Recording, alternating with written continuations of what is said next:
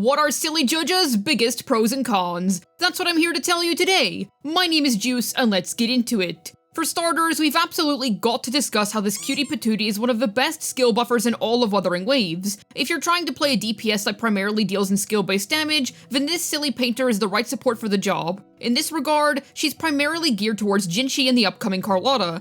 Another neat thing is that she does coordinated attacks, which helps the Magistrate of Jinzhou build up her stacks very effectively. Back to her skill buffing, this means that her value can only increase over time as we get more skill-based DPS units. This lends her to being excellent in some rather unique setups too, such as the Changli Zhezhi duo, which is absolutely excellent for all of us hypercarry Changli enjoyers. This universal aspect of her kit is only going to age better and better as time goes on, and when it comes to buffing Glacio DPSs, goodness me, she's completely uncontested. Her ability to do this hasn't been fully appreciated up until this point because Lingyang's the only dedicated Glacio DPS that we've had access to thus far. However, with the renowned Carlotta scheduled to soon be appearing upon the horizon, her ability to buff both Glacio and skill damage are going to be fully realized in the meta. I would like to add that her being able to do both of these things well is going to add to her shelf life in the long term. Think about it. Even if they were to make a better skill buffer than her, would they be a better character over Zhezhi in teams with a Glacio DPS? Or if they were to make a better dedicated Glacio buffer, who's to say that their skill buffing qualities would surpass the painters?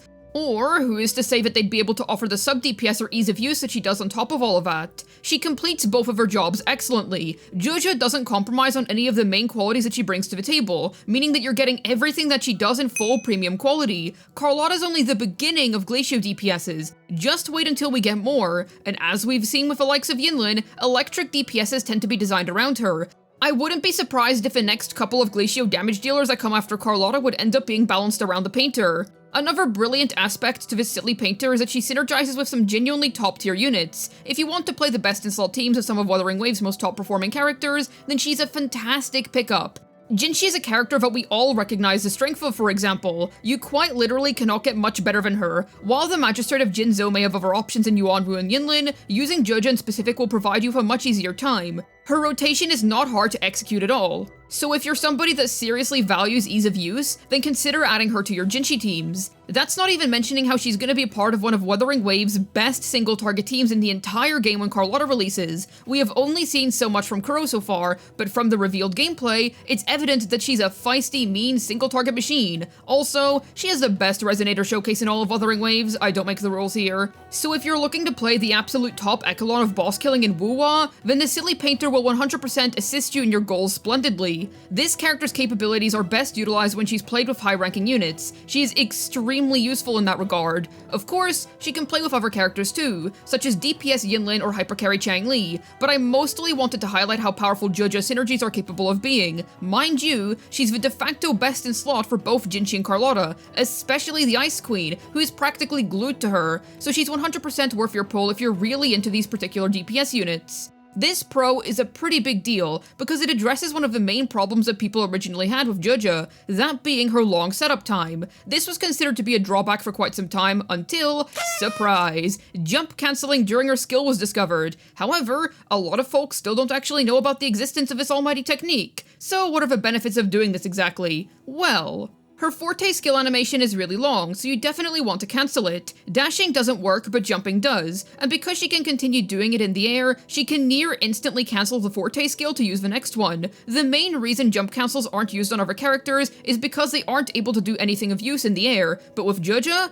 most of her abilities can be executed in the air, so such weaknesses are beneath her. This is a really cool gameplay-based mechanic that allows you to work around what was considered to be one of Zhezhi's biggest issues. It's not that hard to learn either, so if you're a bit concerned in regards to the difficulty level of his technique, don't be. Anybody can learn it pretty easily. This massively cuts down her setup time, and is an excellent reward for putting in just that little bit of extra effort during gameplay, and if Sanhua has taught us anything, it's that short rotation times rule above all else. A technique that is both accessible and effective. What else could be more appealing than that?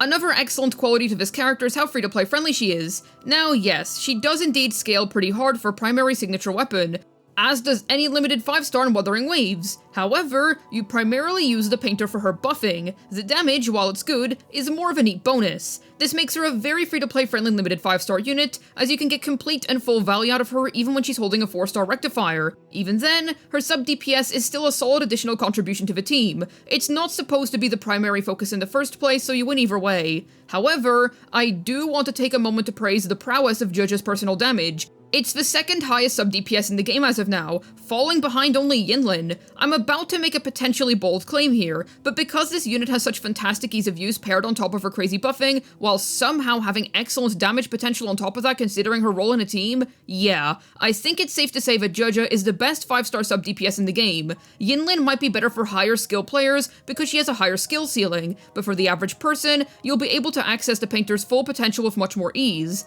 Being second to Yinlin in terms of sub DPSing isn't anything to laugh at either. That electrifying spy does damage, let me tell you. Certainly not a laughable amount either. Zhezhi and her signature achieves splendid numbers that will be sure to speed up your TOA clears by a sizable amount. Certainly a force to be reckoned with. I genuinely think that one of the best things about pulling for this character is that you're adding an S-tier unit to your Wuthering Waves account. I believe Zhezhi to be S-tier in terms of overall value. You could argue that she's perhaps high A-tier at the moment, but just wait until Carlotta releases. At that stage, she will undeniably be an S-tier character. There's more to this. All's fine and dandy if you pick up a high-ranking DPS, but eventually they're bound to fall off. It's inevitable, power creep happens. It hasn't really happened in Wuthering Waves yet, which I love to see, but the game is still young, so give it a bit of time. However, power creep moves much slower in the support world. This applies to any gacha game, not just Wuthering Waves. It's always been a good general rule of thumb to pick up all the key broken supports to support your ever-changing DPS roster.